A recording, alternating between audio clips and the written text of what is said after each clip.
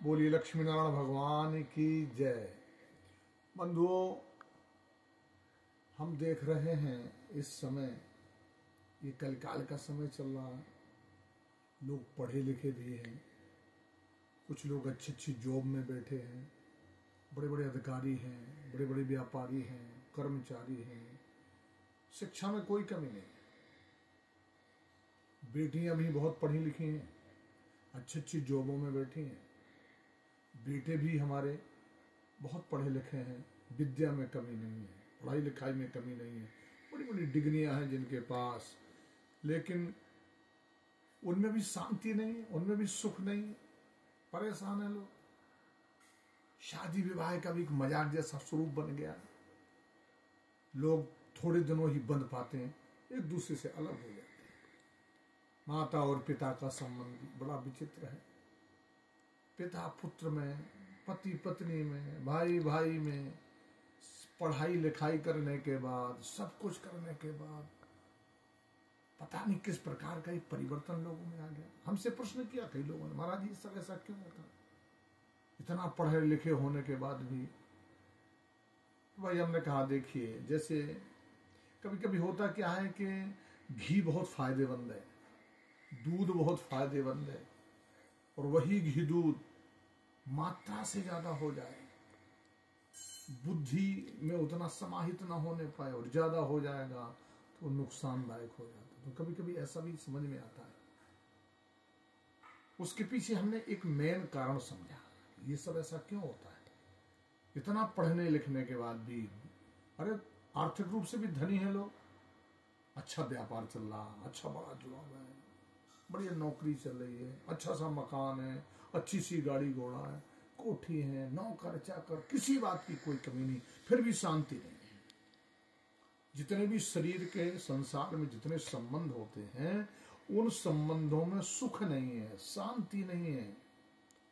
कोई नशा के दम पर जी रहा तो कोई टैबलेट के दम पर जी रहा, कोई बीमार ही रहता है, कोई परेशान। हमने देखा ये मनुष्य जीवन कहाँ से सुखी होता है। जड़, हमने जो जड़ है ना, उस जड़ को हमने, जड़ पर ध्यान नहीं किया।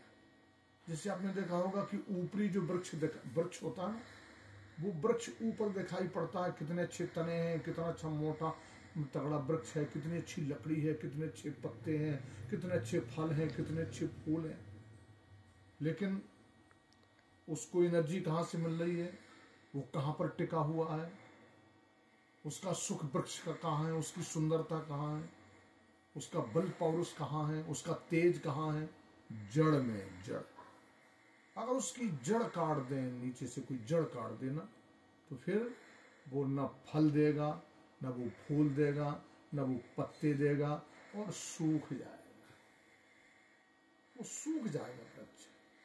इसी प्रकार से हमारे जीवन में, हमें जन्म से लेकर मृत्यु तक जितनी भी क्रियाएं हैं हमारे जीवन की, जन्म लेने के बाद हमें संसार में हम कैसे आए, और बीच में युवा हुए, हम पढ़ाई लिखाई किया, सब कुछ सुख नहीं मिला, उसके पीछे एक कारण है। हमारे मानव जीवन में, हमारी सनातन पद्धति में, पौराणिक पद्धति में, वैदिक पद्धति में हमारे 16 संस्कार होते, और वो 16 संस्कारों से हम मेकेले की पढ़ाई करने के बाद हम थोड़ा उन संस्कारों से भटक गए। हमारे यहाँ मुगलों ने शासन किया, तो मुगलों ने हमारी संस्कृति से, हमारी परंपरा से हमको दूर करने का प्रयास किया। इसके बाद फिर 200 वर्ष ईसाइयों ने हमारे यहाँ शासन किया, तो ईसाइयों ने हमें हमारी पद्धति परंपरा से हमको हटाने का पूरा प्रयास किया। तो धीरे धीरे धीरे धीरे धीरे उसका प्रभाव हुआ, और हम लोग, हमारे जो 16 संस्कार होते हैं, गर्भाधान से लेके अंतिम दाह संस्कार तक, हम उन क्रियाओं से, उन संस्कारों से अलग है। अच्छा, उन संस्कारों की जानकारी, पहले लोग कम पढ़े लिखे होते थे, इतना ज्ञान नहीं होता था, और लेकिन उनके अंदर वो संस्कार होते थे। भाई कहाँ से प्राप्त होते थे, पढ़े लिखे नहीं, इतना ज्ञान नहीं है, फिर ये 16 संस्कार उनको मिलते कहाँ से थे। एक बहुत छोटा सा ग्रंथ है बंधु, बहुत छोटा सा ग्रंथ है, जिस ग्रंथ की सफलता के लिए भोलेनाथ ने मोहर लगाई, हनुमान जी ने मोहर लगाई, श्री राम जी स्वयं प्रकट हुए, माने सब कुछ इस कलकाल की बात बता रहा हूँ। इस कलकाल में भोलेनाथ ने मोहर लगा दी और उस ग्रंथ को सबसे नीचे था उसको ऊपर कर दिया।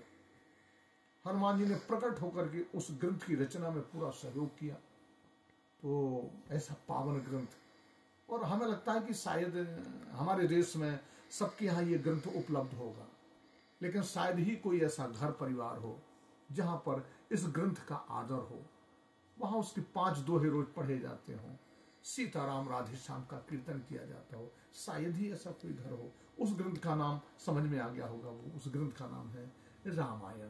तो बंधुओं, रामायण में अगर हमारे बच्चे, हमारी बहनें, हमारी बेटियां, हमारे सब लोग उस ग्रंथ को पढ़ें, राम धुन करें, तो जीवन में उनको जरूर संस्कार मिलेंगे।